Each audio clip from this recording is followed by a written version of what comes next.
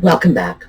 Well, we are filming in my bedroom, which is also my cat's bedroom, because of the heat. Frankly, I just want to be somewhere where it's dark and cool right now because I've been working outdoors on a project that I'm sharing with you, and this is just not the weather for it. So my clothes are sticking to me and I'm desperate to get into a shower, but we are in the bedroom. And because we are in the bedroom and the cat is right here, his expectation is that we are going to snuggle a kitty cat to sleep, which is what we do when we go into the bedroom. So it's like he's waiting for it to be cat time here. So we'll have to see how well he puts up with this.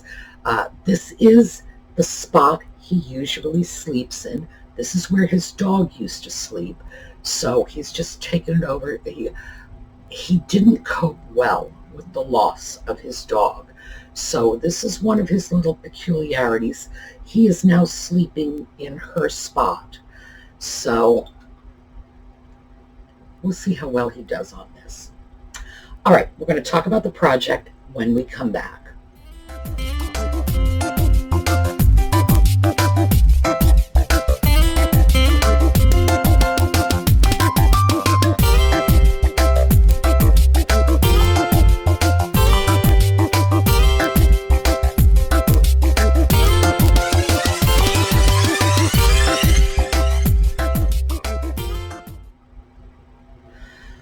As you know, I got this beautiful picture of the schoolhouse this week from Kiley Secrest. Thank you for that tale. I was afraid we would not cope well. Beautiful picture of the schoolhouse, and it needs to be framed. Now, I took a look at the online resources, and they're very nice, but they're also expensive. Now, am I willing to pay a lot of money to get this picture framed? Of course I am. It's not just a beautiful original work of art. It's a beautiful original work of art featuring my schoolhouse and my photobomb kitty. Sure, I'll pay what it takes. But I thought about it and said, no, what this channel is all about is how to save you some money. So let's see if we can't actually put that into practice. Now, here's the picture of the schoolhouse.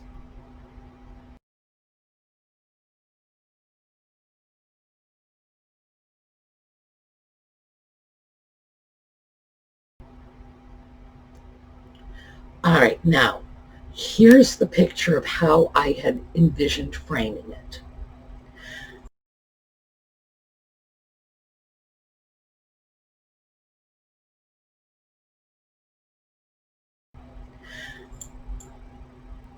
When I actually did the math on the costs, I figured by the time they calculated in taxes and shipping, we were looking at something in the range of $175. Now that is a lot more than most people are going to casually spend on framing a piece of art, even an original piece of art. That's when it starts to get into the sort of pricey range. On the other hand, I want what I want, so I'm not going to be able to do this super cheap. I would have been able to a year ago when I had access to all of those beautiful frames in the schoolhouse. Tree fell on the schoolhouse, lost all those frames. Oops. So I have to start from scratch. But this is as it should be, because I had a schoolhouse full of frames that I had just collected over the last year or so. That's all well and good for me, but what about you if I'm trying to show you how to do this on the cheap? I can't very well just say, well, go on out to your stash in the garage. You might not have one. So what I did was I went out to Michael's and I grabbed one of their little generic unfinished frames, 16 by 20 inches, like a pine wood. It was $26, came to $27 and change with the tax. So my base cost for the frame is just under $28. So that was step one. And by the way, I had actually thought I was filming that for you, but since I hadn't thought to bring my camera, because I wasn't expecting to buy the frame at Michael's, just wandered in and saw it there, I had to film with my phone. And I'm guessing I'm not as good with that phone as I thought I was, because whatever I thought I was doing, boy, when I got there to download it, it just wasn't there. So, oops, major senior moment. But just imagine that you went to Michael's with me, we found a frame, we bought it, we took it home. The next step in the process of framing this piece was to grab a backing piece. Now, ordinarily, getting a backing piece would not be the second step, but I happened to be right at a dollar store, and there was foam core board in black, and I figured I'll grab it. I was on my way to the doctor's office, so here's the foam core board. I am outside my doctor's office. Let's go over here and take a look at the pretty plant. But what I want you to see is the poster board I just purchased. I just got this at the dollar store. It's $1 a sheet, and they only had black, but that's okay. The purpose for which I am buying the one sheet that I need, black is fine. It's not going to interfere in any way. And I grabbed 5 sheets only because, here, let's come over here and take a look. See how thick this is? It's got this little core of foam, hence foam core, in between 2 sheets of black paper. So what I need this for to begin with is backing on a picture frame. Why I grabbed 5 is because with 2 of these, as you may know if you saw that video I made over a year ago, I think, you can make a little photo booth out of 2 pieces and a little bit of tape. And it's been a while since we've done that, and I usually do them in white. But I thought, while I'm grabbing the poster board or the foam core board, I would grab a little bit of extra so that I can show you how to do another little photo booth in black.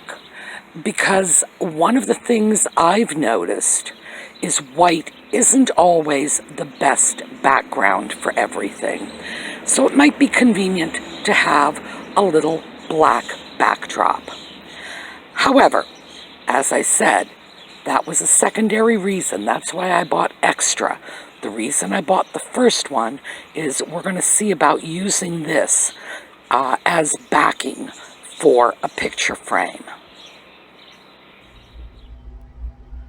Well, as you can see, I not only have foam core board for the backing of my picture, but I also have the excess, and I'm going to be able to use that for a couple of other sort of on-the-fly projects, and that'll be great. So definitely not a waste of time.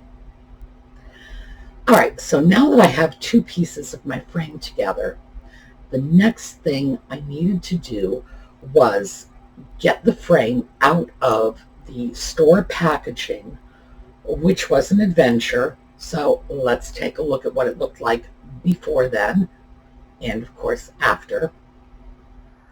What we have here is the frame that I picked up at Michael's for, we got the receipt right on it, $27 and change. Let's just see what that is exactly.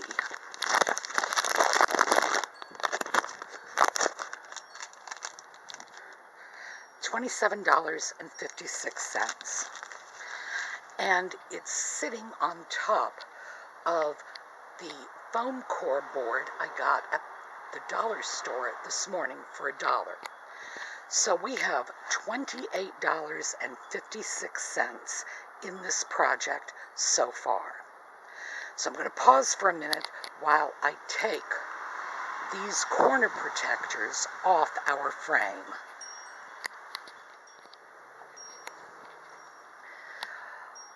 Well, I'm glad I did that off camera because, as you can see from the gouging, the staples that held those corner protectors in place were not easy to get rid of. But get rid of them I did. Now, the next thing I'm going to do while I have the frame here is I am taking a measurement from this area. This is called a rabbet. This little sort of offset rabbet from this area right across here to this one, and same thing over here, this area to this one. So here's what we have. We're doing it upside down. We've got 21.5. Let's see if we can do it right side up this time, by 17.5. Okay, what are we going to do with that? We are going to cut the backing. The glass will go into this first rabbet. The mat will also go into this first rabbet, and then the backing will go into the second rabbet. 17.5 by 21.5, and that's going to be cut from this. This is why I got the foam core. So, again, I am going to pause the camera while I do a little cutting. Well, with the backing piece laid in, you have a chance to see what it's going to look like from the back when it's finished. Now, the backing piece is just sitting in there. It's going to be held in place with little pieces like this. And as you can see, they have a sharp point and two little prongs that stick up. They will go over here, and probably with a screwdriver, I will set them down and just force them in. That little point, this wood is soft, that little point will just be driven in. I'll show you a close-up picture of those little, they're called glazer's points, and they're used for setting window glass and things like that, and they do a great job for taking care of backings, putting glass in frames, and so on. And if you do a lot of framing, I strongly suggest you go out and get yourself a nice handful of these. It'll make your life a lot easier.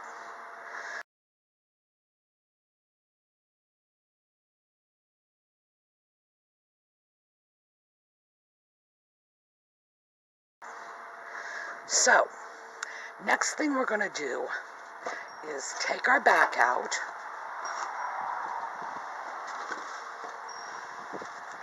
and that's just going to go away, and I'm just going to stick that little point in my pocket. I'm going to turn this up to the front. As you can see, the frame has some very nice contours, but it's just dull, piney looking wood. So we're going to have to deal with that. Again, I'm pausing for a moment, I'm grabbing some paint, and we're going to come back to this. Okay, so as you can see, it was a mess pulling those corner pieces off. That's the downside of these cheap frames that you get at places like Michael's or, wherever it is you buy them. They're very inexpensive, but you're going to have staple marks in the back of them. There's no two ways around it. It's going to be a mess.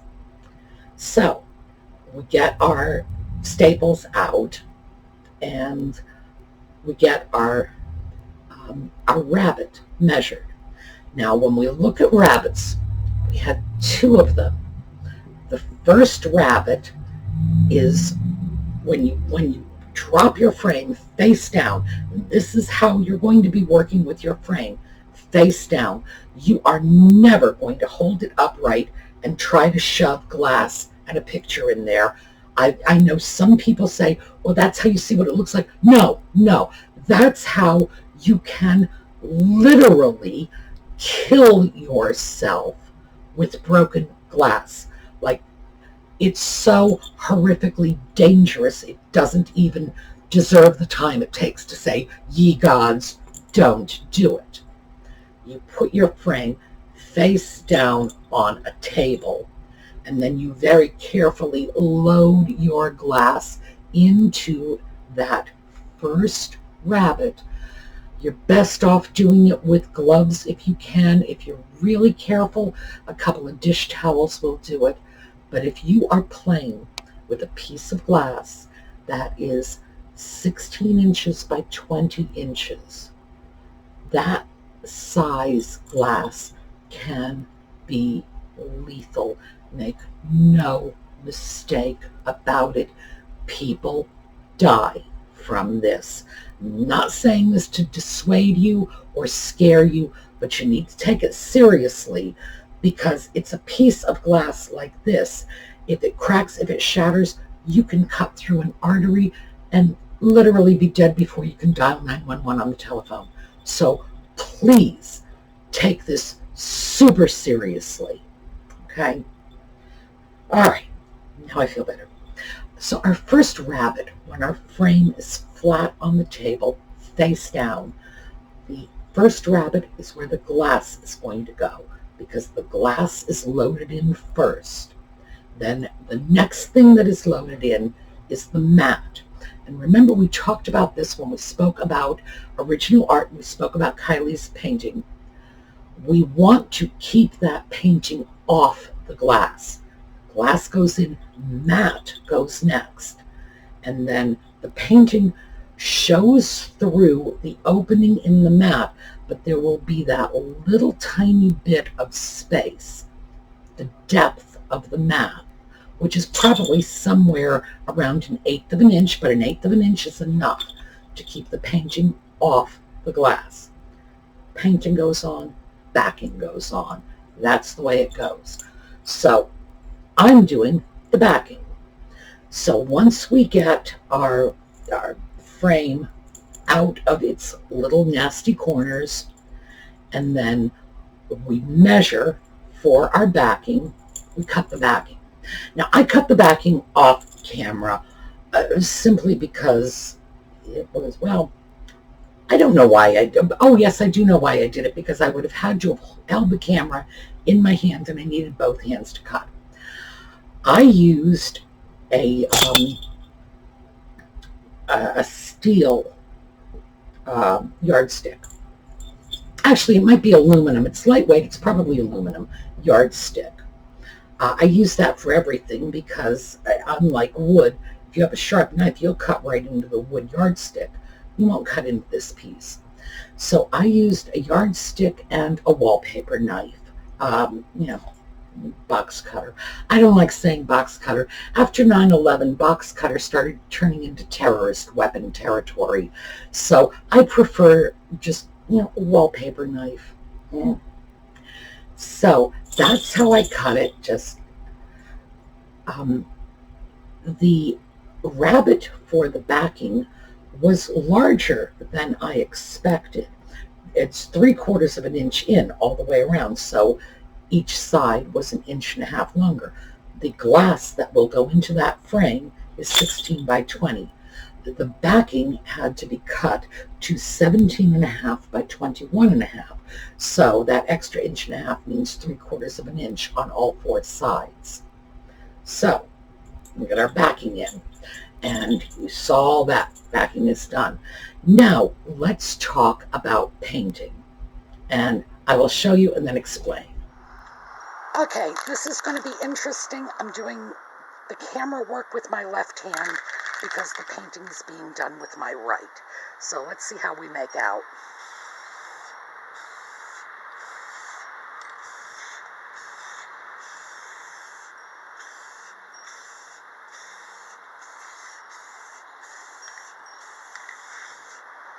Okay, as you may have noticed, that's not silver. Oh, I have to take that out of the way. That was the camera handle. My apologies. Not silver. That's green. And this is not stain green. So let me grab another can of paint.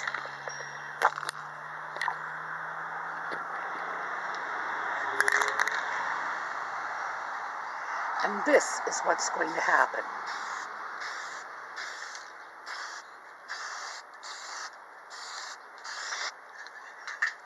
It's going to be silvered over the green. And obviously I'm going to have to do the whole thing in green, let it dry, and then bring the silver over top of it. I may take a brush and streak it a little, all depends, but roughly this look that you see right here is what the frame is going to look like when I'm done with it.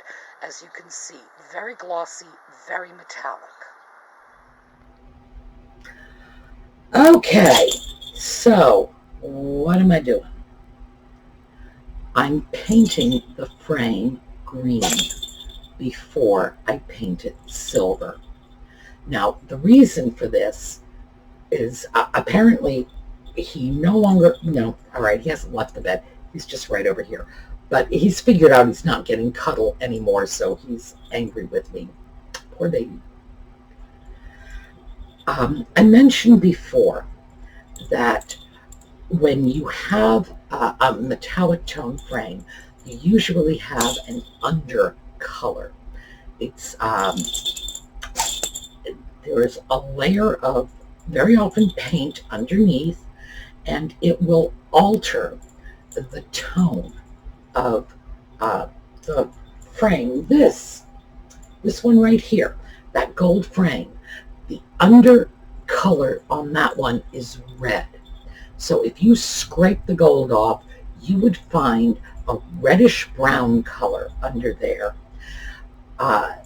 Whenever you do something like painting wood in a metallic color, you can get a lot more depth of color by choosing a base color and painting over. I chose green because there's a lot of green. There was a sort of green frame. Let me show you Kiley's picture again.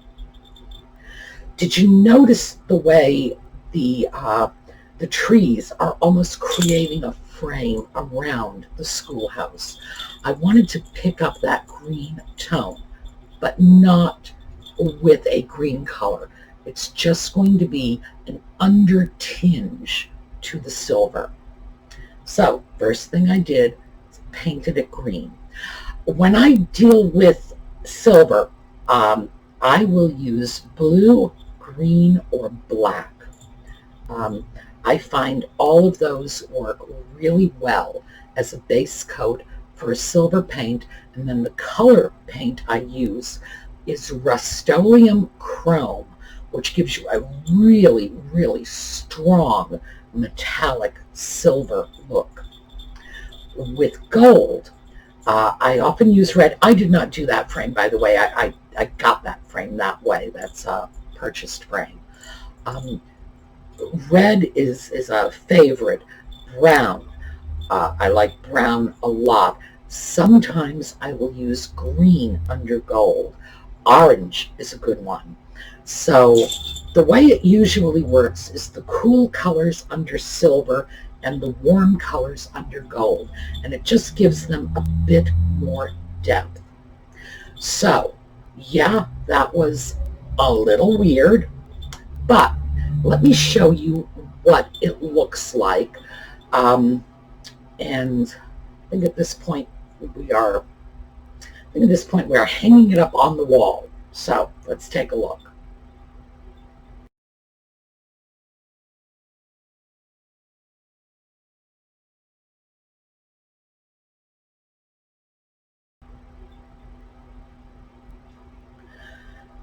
So no, I am not, turning into some sort of like goth lunatic.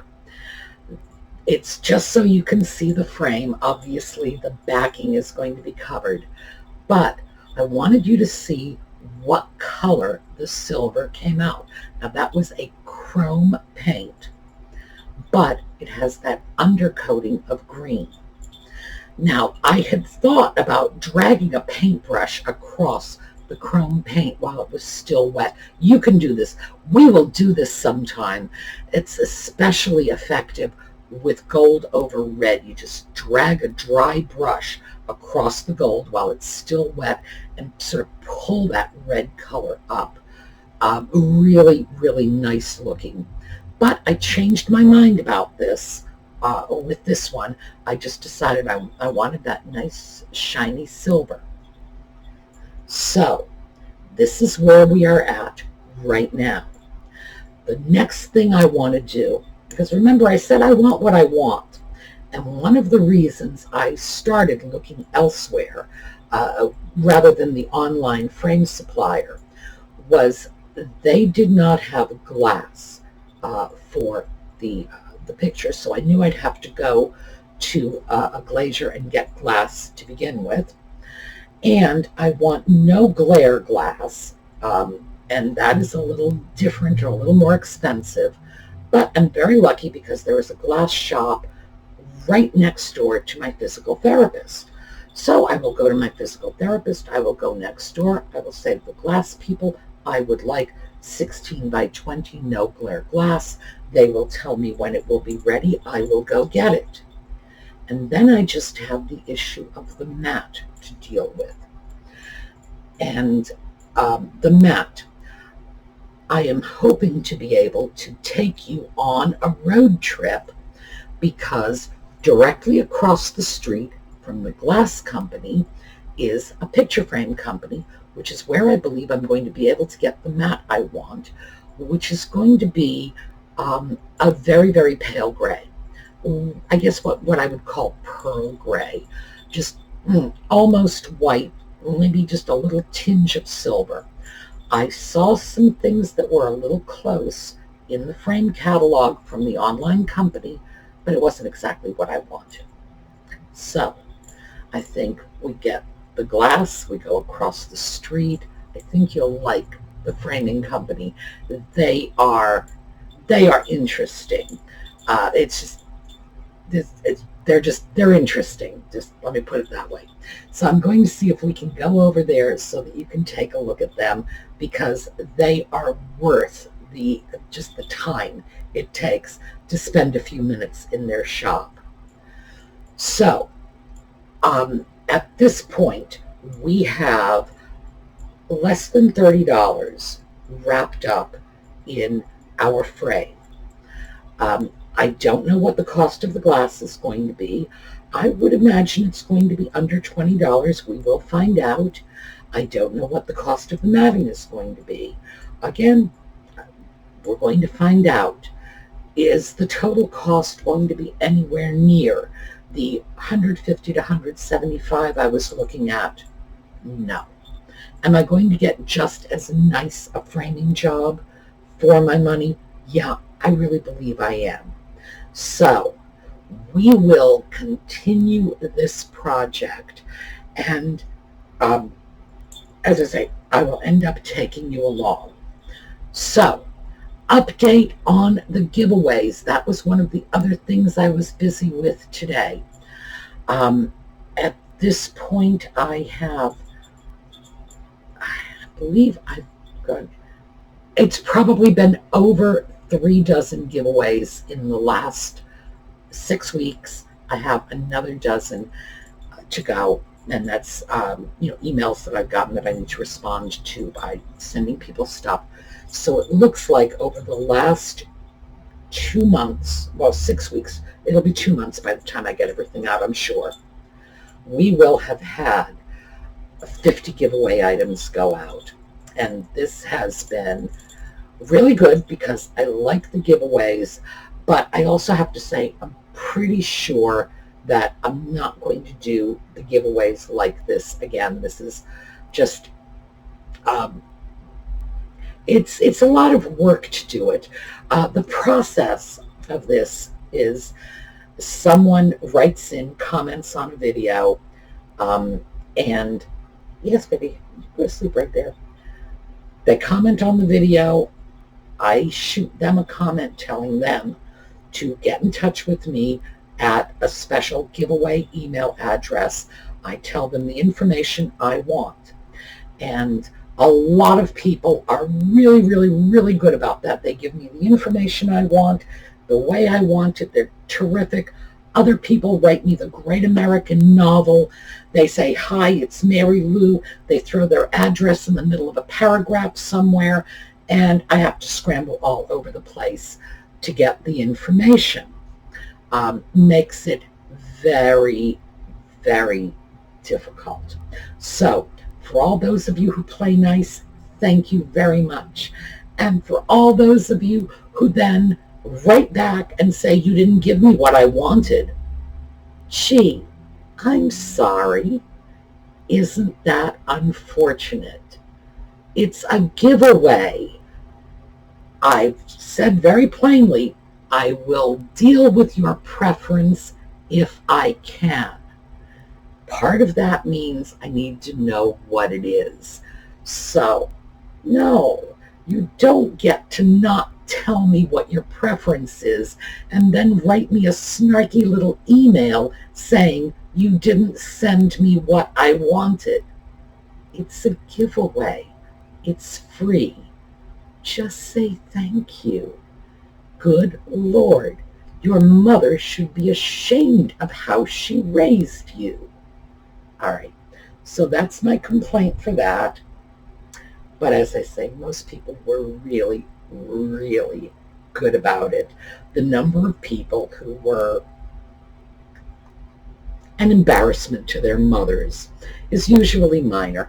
And unfortunately, and this is the part that I always hate, there are always a few, and I know that they just forgot to give me the information that I needed. But if I don't have the information I need, there's nothing I can do. I just have to go on to the next person because it's a giveaway. And, we need to keep this rolling. I just do not have the time to invest in tracking people down to get more information from them. I'm sorry about that, but, it is what it is. As I say, I think by the end of this month, we will have had over 50 giveaways go out just in the last 2 months. And what I'm really proud of is there's been something like 70 or 80 giveaways our first year on this channel, which is terrific. And I love that. I love that everybody's been able to sort of join in and get something out of this that's been terrific. But I don't know. I've got to find another way to do it. I have to find a way that makes it a little bit easier on me and obviously a little bit easier on you, because I do have people that are complaining about this, which means that people don't like the way the giveaways are working. So I've got to give it more thought. I'm definitely going to have to do that before we run another giveaway. Oh, thoroughly open to your ideas and suggestions. If you know of YouTube channels that are managing giveaways more successfully or more efficiently, please, by all means, share the information. All right, as our framing project continues, I will keep you posted, not just on what we're doing, but how much we are spending, because my goal is to get this piece framed for under $60. That would be half of the lowest estimate I could get from doing this online. So if I can do it under $60, I will consider it a major win, and then we'll know that we can easily frame on the cheap. All right. Since today is Friday, I will see you all tomorrow, which is Saturday. And I'm not sure what I have planned for tomorrow. I have a couple of ideas, but stay tuned, and I will see you then. Say goodbye, Audie. He's whacking his tail on the bed to get my attention.